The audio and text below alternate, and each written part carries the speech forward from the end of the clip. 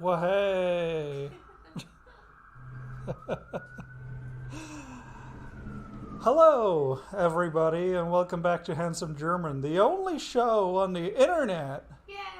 The show that you should support by subscribing should you consider this video informative, entertaining, or good to fall asleep to. So do that now in case you fall asleep. I hate it when people do that, but 98.6% of people who watch my videos aren't subscribed. Which, you know, ouch. So do that. There we go. What is 12 minutes? It's an accurate recreation of what other characters in the Octodad universe perceive Octodad as. Here you can see me desperately trying to get my mouse to work. I should probably just skip forward a couple of seconds because that's not very interesting. Alright. So, 12 minutes is a kind of puzzle box point and click with an obvious time loop mechanic, because anything that has any measure of time in the title has to be about time loops, invariably. That's just a thing. That's just how it works. And it has, right off the bat, this really bizarre problem where even though it all takes place over 10 playable minutes, the initial 2 minutes are just the tutorial for picking up items, while, you know, the next 10 minutes are everything else, you know, the actual events that you will be looping through over and over again. And even though it's only 10 minutes, and there's a reasonably limited number of things that characters can actually do, everyone is very video gamey in how they act. This, for example, includes characters taking mugs and then putting them in their pocket and then walking over to the sink, putting water in the mug, and then putting the mug with water back in their pocket. Which, that is video games. And the thing is, I am telling you all of this to tell you to get over that. It's been kind of a meme to say that I want shorter games with worse graphics made by people who get paid more to work less. And I 100% agree with the sentiment. I accidentally went to sleep for about a minute and a half there. I didn't know what was going to happen if I click on the bed. And this game very much represents that mentality. At first I found it very distracting how clumsily characters walk around. It's like watching two Resident Evil 1 characters be married to one another and then awkwardly use tank controls to navigate their living space. And that does not look good. The game looks good in still frames and during certain predetermined animations. Like this kind of diorama-y thing, this, I guess, weirdly, it reminds me the most of that one Simpsons episode where there's the smart girl that transfers to Lisa's class, and she creates a diorama of the Telltale Heart. This game is the Telltale diorama from that one Simpsons episode. So, Storm's getting close. ignore the fact that the animations aren't great. Ignore the fact that characters get stuck on one another and awkwardly shimmy left and right when moving from the sink to the fridge. Ignore that. That sucks, but that is me trying to clog the toilet because this is a video game. And unfortunately, since it's a video game, the protagonist is going to be kind of insane. And in a similar way to how the protagonist of Disco Elysium is insane, this protagonist is also kind of a little bit weird in that he does not question 95% of the things that you want to do, and he'll just do them. Like, you can loosen the ventilation grid on the left side of this room with a spoon and then put a fake candle in it. It does nothing. I don't think this does anything. I thought for a while that there was actually a really clever puzzle hidden there that I thought I had figured out, but it turns out it was just a big red herring to, keep you guessing. Because if this game just only allowed you to interact with things that are actually important, it would suck about as hard as my firstborn child is sucking on my wife right now. You look like you're in pain. I dropped an apple in my armpit. I caught the apple with my armpit. It's very cold. Let's go. I was trying not to freak out. All right. There's important stuff happening now.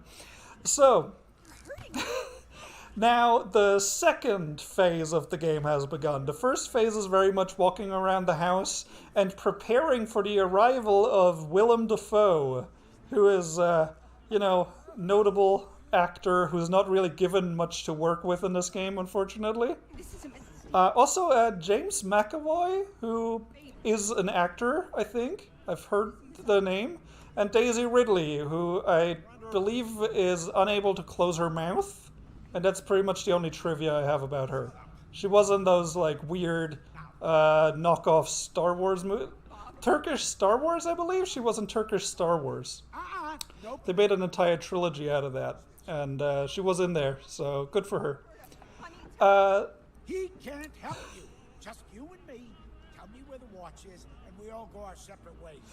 So, as you just heard, this entire event revolves around a watch that Willem Dafoe is convinced is somewhere in this apartment. And you will gradually learn whether the watch is real, why he's looking for it, where the watch came from, why it's important. And the way you do that is by going through the time loop over and over again, because certain events, such as dying or staying up for 10 minutes or trying to leave the apartment, will reset the loop. What the hell just happened? Now, what's interesting is that with more knowledge, you will be able to choose different dialogue options over time. So, let's just say, and I'm going to just make something up off the top of my head, I really should have written something down. Let's just say you find out that there is a jade monkey hidden in the oven. And you find out about that because the cop, quote-unquote, Willem Dafoe, smashes your head through the oven door, and you're like, wait, there's a jade monkey in there. And then on the next loop, you can be like, I don't know where the watch is, but there's a jade monkey in the oven. You can have it if you want. I'm really good at coming up with made-up examples. So, what's interesting about the game, then, is that even with your pre-existing knowledge, even when playing through the game again, which I played about through half of it again, which the second time around, instead of taking me 3 or 4 hours, only took me 20 minutes, which is kind of neat for a game to be so reliant on the knowledge that the player has intrinsically. There will be a moment where you, for example, have to call a certain phone number. And I don't know if you can just type in the phone number without having found it in the intended way. I unfortunately completely forgot to try that out. But let's just say you can't. you would have to find the phone number and make a phone call. And that phone call is going to change some of the events in different ways depending on what you say on the phone.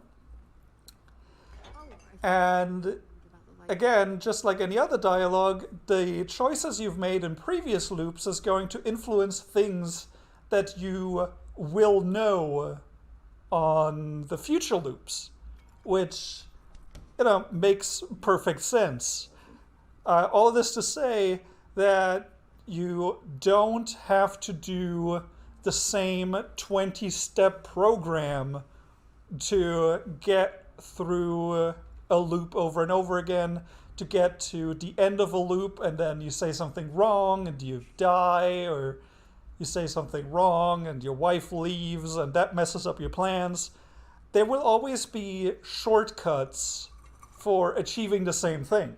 You have no idea. So if we, for some reason, decided to stick to the Jade Monkey example, you could place a fake candle in the oven, which would attract the attention of the cop, and then you can sneak up on him from behind and hit him over the head with a mug. And that will allow you to access stuff that's in the cop's pockets, instead of going the roundabout way, which is how you would do it the first couple times, until you experiment a little bit to find these shortcuts. Now what's really cool is that these shortcuts are absolutely everywhere. Something that's probably not going to surprise you to hear is the fact that at some point you're going to have to convince your wife that you are in a time loop. And usually this starts with telling her, hey, this feels like the same day over and over again. And she's like, what the hell are you talking about? And then you point at the radio and say, oh, it's going to play our song in like 5 minutes. And she's like, yeah, whatever. I mean, they play the same songs over and over again anyway. So you're going to have to find something that actually convinces her. And the thing is that there are some things, like for example saying, oh, there's a policeman about to show up and he's going to accuse you of like having stolen a watch. And as soon as he actually shows up, your wife kind of starts to believe you, but at that point it's already too late to change some of the more important events going forward. So if you instead go down a different path where, say, your wife isn't home and you have a chance to talk to the cop for a while to get more information on why he's here, then you can tell your wife, hey, I know about blank. I know that this happened on this day. And she's like, what are you talking about? Like, how could you possibly have known that? Yes. And he's like, well, I couldn't. That's because you've already told me in the past, or because somebody else has already told me in the past, in a past loop. And that will cause her to believe you more quickly. And the more quickly you can get her to believe you, the more control you have over the events going forward. Don't move. And that's pretty much how this entire game continues to go down. Ignore the fact that the controller disconnected. I tried playing this game with a controller briefly. It was absolutely horrible. It was basically unplayable, and I don't recommend it. It's easy enough to just play it with a mouse. That being said, make sure you don't, play with the mouse on the couch too far away from your computer, because it will sometimes cause you to misclick and use an item on yourself that you were going to use on somebody else. And, you might want to not do the exact opposite of what you were planning to do. The acting in this game is alright.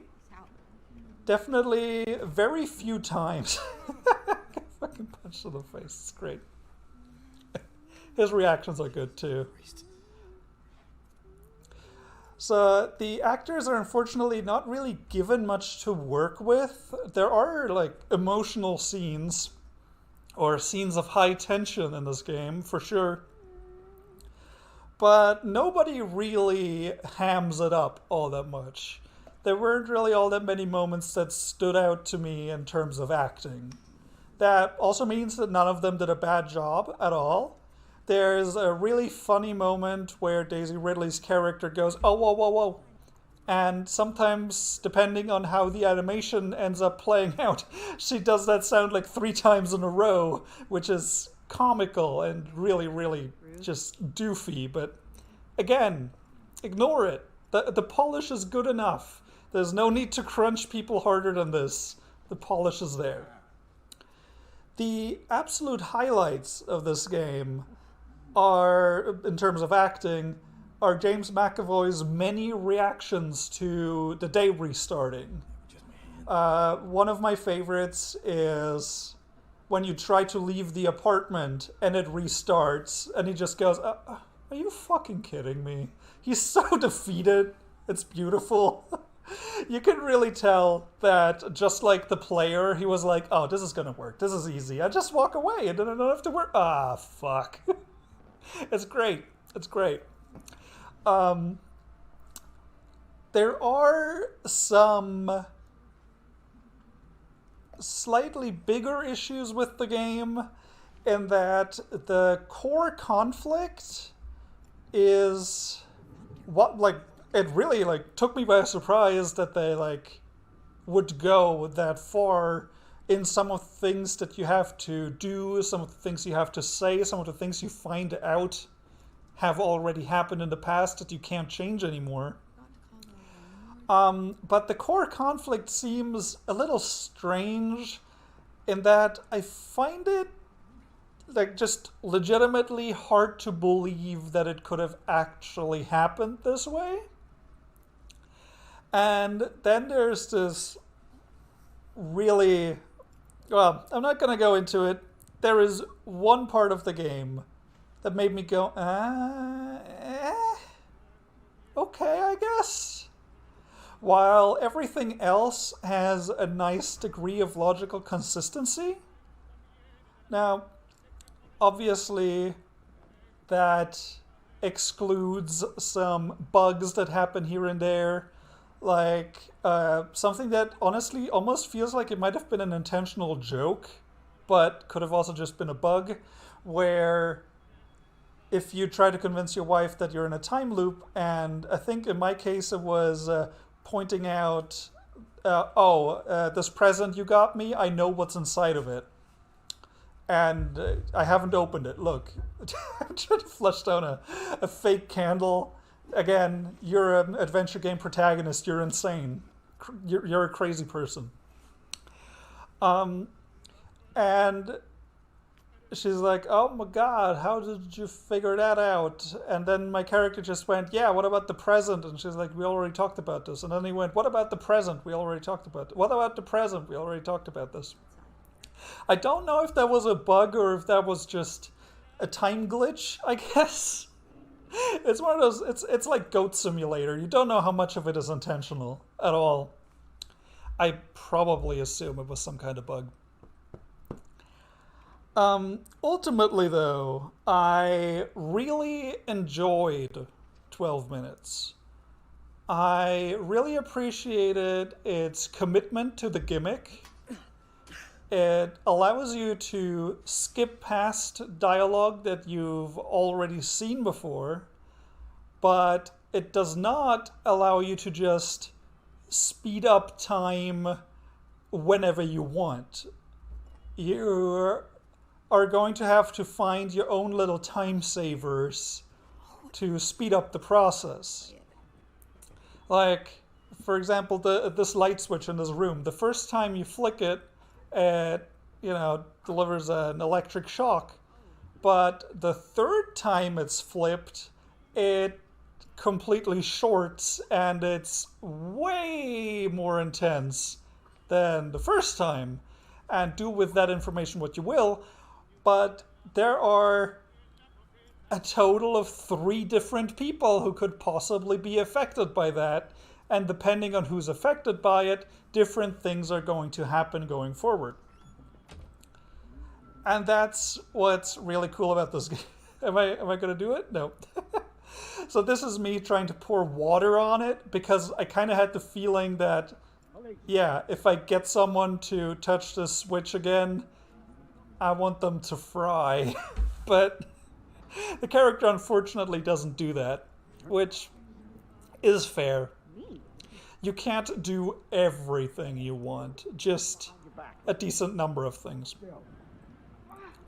So yeah, overall, it is very unapologetic about its time loop. The ways that it offers you to skip forward actually make logical sense. If a character is bound to do something in minute 7, you might be able to get them to do it in minute 2 or 3 to save you those 4 minutes and free them up for something else. And this constant loop of gaining slightly more information, of being a weirdo who experiments with all sorts of things. I flushed so many things down that toilet seeing if something would happen. And yeah, I leave that up to you to figure out. This is just another example of the animation being a little clunky, where characters walk through one another and shuffle along the ground. There's not a lot of fluidity between what they do. They walk up to the door and then stop and then close the door and then do a 180-degree turn and then start walking again. You know what this is. Once you get over those like little graphical quirks, if you like puzzle games, Nope. if you like Tell me where the very interesting, intriguing mystery with very few characters involved in a very small space that has loads of different outcomes, then this game is definitely for you. That being said, it is, I believe, $25, which is a lot considering the intense lack of polish and replayability this game has, which is ironic for a time loop game, I know. That being said, if you just get Xbox Game Pass, which is a great deal, it just is. Let's just skip back to here. If you have Xbox Game Pass, or you can get it for $1 a month, then definitely try this game out, for sure. Or put it on your wish list and wait for it to go on sale. I'd say maybe like 10, 15 bucks. I said I would stop putting price tags on my reviews. Tell me where the And here I am. Oh, it's a good game. I think it's a good game. I know it had a bit of a mixed reception in places, but I think they did a pretty good job with it. And if they made a 13 minutes game, that'd be fine by me. I would play it. And I'm definitely gonna keep an eye on the developers for this one. What the hell just happened? I do recommend playing it with the mouse. If you prefer playing with a controller, it's a little iffy. I don't really like... I didn't like it at all with a controller. Steam controller works just fine. Yeah, if you found this video enjoyable, informative, or good to fall asleep to, make sure you like and subscribe and leave a comment with what you would do if you were trapped in a 10-minute time loop. And not that. Don't answer that. Oh, I punched a thing. Hey, I finally remembered to spare. Fucking weirdo going inside the closet. Just... You never find your own phone, only your wife's phone. It's... I wonder where he put his phone. It kind of makes me wonder if he's very oblivious to the world around him. A bit of a scatterbrain, maybe, for one reason or another. Who knows? Thank you very much for watching, and I will see you next time. See you later, gamers. Bye-bye.